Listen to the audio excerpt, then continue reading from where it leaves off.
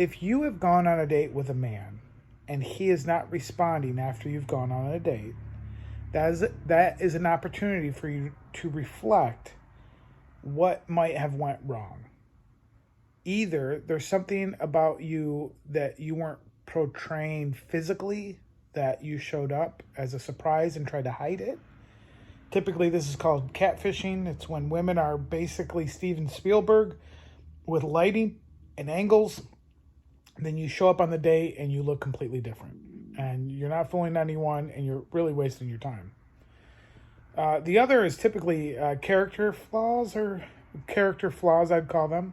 And then the third thing is maybe just something didn't line up. Maybe there was just some type of not issue, but something that they just didn't connect with. And maybe you didn't connect either. But I want you to be able to take the feedback that you're getting from not having men respond post the date as an opportunity for you to reflect on what may have gone wrong and try to perfect your social skills. You can get better at dates. You can get better at trying to understand the man that you're sitting across.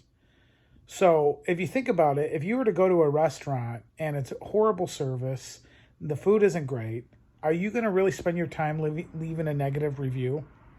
Most people aren't. Most people don't have time, energy, and effort that they want to put into leaving those negative reviews. So they just go on with their life. Guess what they'll never do again, though? They'll likely, if they can avoid it, never return back to that restaurant.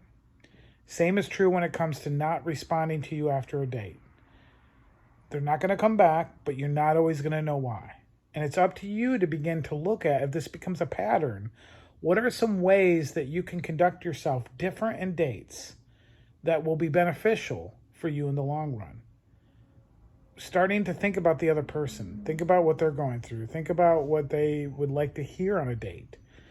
Understand their perspective. See how, they've gone on other dates before too. So you are competing in some way or another. So, but really all I want you to do is begin to take the negative feedback of not having a response as some type of feedback that you need to brush up on the art and science of conversation. And begin to develop that. Don't just look at it and be angry. Just understand that the person didn't like the food and they're not going to leave a negative review. And so now it's your turn to begin to get better at what it is that you need to get better at in order to find the person that you want to find.